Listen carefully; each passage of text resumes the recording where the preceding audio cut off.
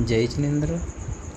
आज हम देखेंगे कि बहुत से लोगों के मन में प्रश्न होता है कि जो वर्तमान समय में अगर कोई जीव स्वर्ग तक जाए तो कितने स्वर्गों तक जा सकता है, और अगर नरक तक जाए तो कितने नरक तक जाने की संभावना है। तो इसमें सबसे आपको यह तो ज्ञात ही होगा कि जैन धर्म में 16 स्वर्ग की संख्या में प्राप्त होती है और नरक हमारे यहाँ 7 बतलाए गए हैं। तो हम यह देखेंगे कि किस किस स्वर्ग अथवा नरक तक जाने की संभावना रहती है। तो देखिए प्रश्न देखिए, पंचम काल में क्या कोई भव्यात्मा एक भावावतारी हो सकता है? पंचम काल में मनुष्यों का तृतीय नरक और 8वें स्वर्ग तक का गमन। तो इस विषय में जिज्ञासा है। तो कहते हैं, अब देखिए इसका उत्तर देखिए, ये समाधान देखिए। संयम प्रकाश उत्तरार्ध भाग 2 पृष्ठ 657 के अनुसार इस पंचम काल में भरत क्षेत्र से 123 जीव सीधे विदेह क्षेत्र जाकर मोक्ष पाएंगे। इससे सिद्ध है कि एक भवतारी जीव भी यहाँ कुछ संख्या में होंगे, है ना। तो देखिए इस ग्रंथ में इस प्रकार का प्राप्त होता है कि 123 जीव सीधे विदेह क्षेत्र जाएंगे इस पंचम काल में भरत क्षेत्र से, है ना। तो इससे ये पता लगता है कि अभी ऐसी भी संख्या है जो कैसी एक भावावतारी को जो विदेह क्षेत्र जाएंगे यहाँ से। तो विदेह क्षेत्र में तो वर्तमान में भी हमेशा वहाँ चतुर्थ काल ही होता है, तो चतुर्थ काल होता है तो मोक्ष भी जा सकते हैं। इसलिए ऐसा हो सकता है, इसीलिए हो सकता है ना, इसीलिए यहाँ पे ऐसा मानना चाहिए कि हाँ कुछ संख्या तो यहाँ पर होगी कि जो एक भावावतारी होगी पंचम काल में भी, है ना। अच्छा, अब ये प्रश्न देखिए आगे। कर्म प्रकृति ग्रंथ गाथा 88 के अनुसार पंचम काल में 3 हीन सैनन पाए जाते हैं।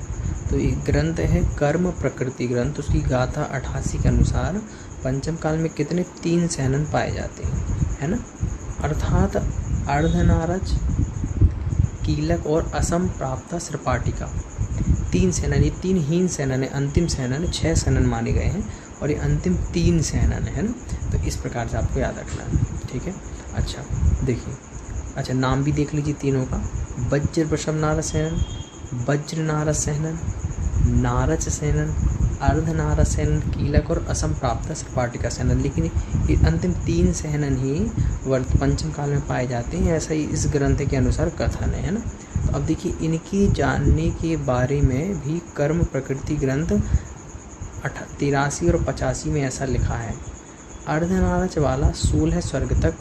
अब देखिए याद रखिएगा, अगर कोई अब अंतिम 3 सैनन की बात कर रहे हैं ना, तो अर्धनारच सैनन वाला 16 स्वर्ग तक जा सकता है। देखिए 16 स्वर्ग पता है, 16 स्वर्ग पंचम काल का कोई जीव।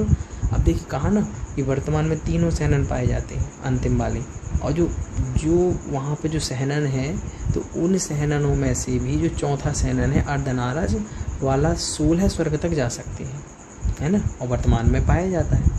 कीलक वाला 12वें स्वर्ग तक जा सकता है। अगर कोई कीलक सैनन वाला है, यानी 5वें सैनन वाला, तो कहाँ तक जा सकता है? 12वें स्वर्ग तक जा सकता है।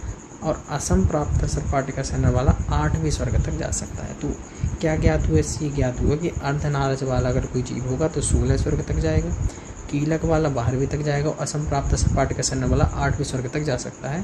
तो और तीनों सैनन वर्तमान में पाए जाते हैं, ऐसा इस प्रकार में ज्ञात भी होता है, ठीक है ना, इसी ग्रंथ के अनुसार। कहते हैं अब नरक की, ये तो स्वर्ग की बात हुई, अब इससे ज्ञात हुई कि 16 स्वर्ग तक जीव जा सकते हैं।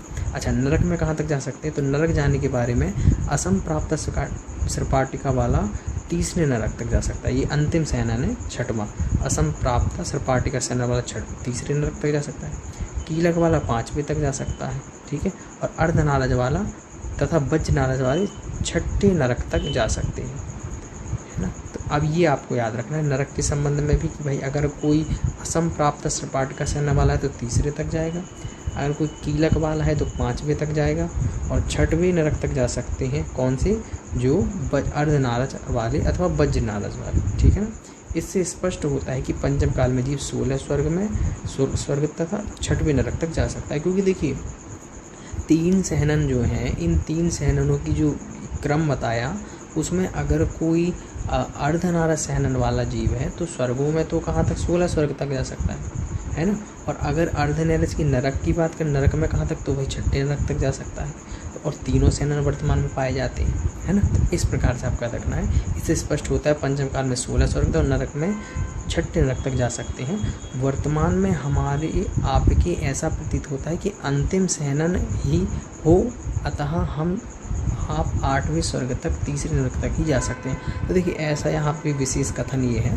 देखिए ग्रंथ के अनुसार, कर्म प्रकृति ग्रंथ के अनुसार तो 3 शयनन पंचम काल में पाए जाते हैं, परंतु विशेष कथन ये है कि ऐसा प्रतीत होता है कि हम सभी जो हैं, तो हम सभी की जो शयनन है वह केवल असम प्राप्त सपाट का शयनन ही पाया जाता है। तो इस अपेक्षा से कह सकते हैं कि भाई वर्तमान में अगर हम जाएंगे तो ज़्यादा, क्योंकि असम प्राप्त सपाटिका वाला ज़्यादा नरक जाएगा, तो कहाँ तक जाएगा भाई? छठे नरक तक, है ना, तीसरे नरक तक जाएगा।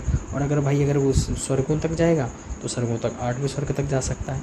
लेकिन अगर इन्हीं की मान्यता ऐसी है कि तीनों शयनन अगर वर्तमान में मान रहे हैं, तो फिर ये मर्यादा बढ़ के अगर अर्धनादा शयनन, कीलक शयनन और सब तीनों अगर इस प्रकार से माना जाए, तो फिर आप 16 स्वर्ग तक मान सकते हैं और नरक में 6वीं नरक तक, है ना। तो ये दोनों विशेष कथन है, तो दोनों को आप याद रख सकते हैं। सभी को जय जिनेंद्र।